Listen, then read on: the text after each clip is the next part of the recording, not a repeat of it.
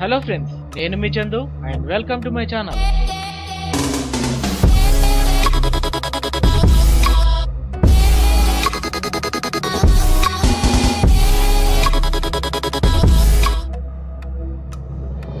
చాలా రకాల కూరగాయలు మరియు దాదాపు అన్ని పండ్లలో కొద్దిపాటి ఆల్కహాల్ ఉంటుంది. మానవ శరీరం సహజంగా ప్రతిరోజు ఎంతో కొంత ఆల్కహాల్ ని ఉత్పత్తి చేసుకుంటుంది. మనుషుల కంటే చిన్న జంతువుల సెన్స్ టైం కాస్త నెమ్మదిగా ఉంటుంది. అంటార్కిటికా యొక్క ఐస్ షీట్ కనీసం 40 మిలియన్ సంవత్సరాల ఉనికిలో ఉంది. మాండరిన్ చైనీస్ భాషని ప్రపంచంలోనే 1 బిలియన్ మందికి పైగా యూజ్ చేస్తున్నారు. అప్పుడే పుట్టిన కుక్కపిల్లలు గుడ్డి మరియు చెవిటితో పుడతాయి. చాలా ఎక్కువ కుక్కపిల్లలు వాటి కళ్ళు తెరిచి రెస్పాండ్ అవ్వడానికి, శబ్దాలు చేయడానికి 2 వారాల సమయం పడుతుంది.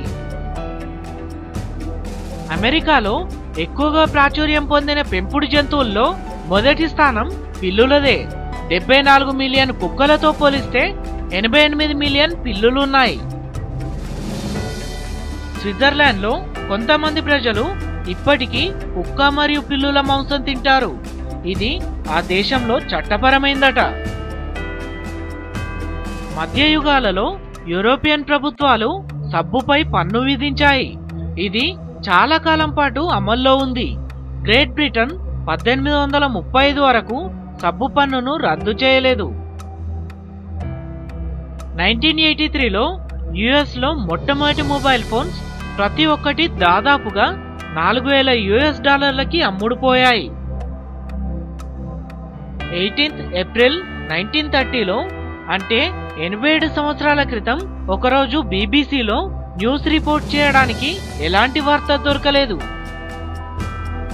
ఫేస్బుక్ ఇన్స్టాగ్రామ్ ని $1 బిలియన్ కి కొనుక్కుంది. అప్పుడు ఇన్స్టాగ్రామ్ లో 13 మంది ఉద్యోగులు మాత్రమే ఉండేవారు. నార్వేలోని హాల్డన్ లో హై సెక్యూరిటీ జైల్లో ప్రతి సెల్కి ఒక flat screen TV, suit, shower మరియు మెత్తటి తెల్లని టవల్స్ కూడా ఉంటాయట. డానిష్ సృష్టికర్త జేమ్స్ ఓల్సన్ కంపాయన్ ప్రపంచ గడియారాన్ని నిర్మించడానికి 27 సంవత్సరాల సమయం గడిపాడు.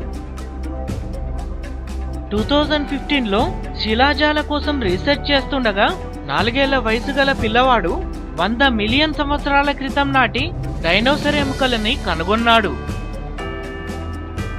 బొలివియాలో 5000కు పైగా డైనోసర్ పాదముద్రలు కలిగిన సున్నపురాయి శిఖరం ఉంది.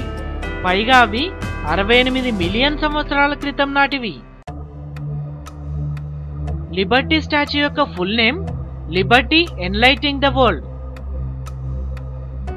ప్రపంచపు అత్యంత పురాతన జీవి మొలస్క్. దీని వయసు 507 సంవత్సరాలు.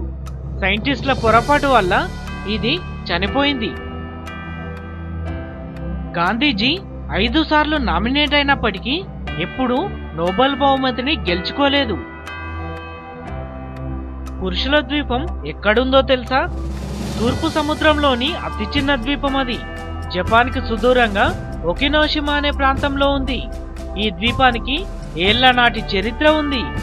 ఏటా ఈ ద్వీపంలో జరిగే ఉత్సవాలకు పురుష భక్తులు పెద్ద ఎత్తున హాజరై ప్రత్యేక ప్రార్థనలు చేస్తుంటారు.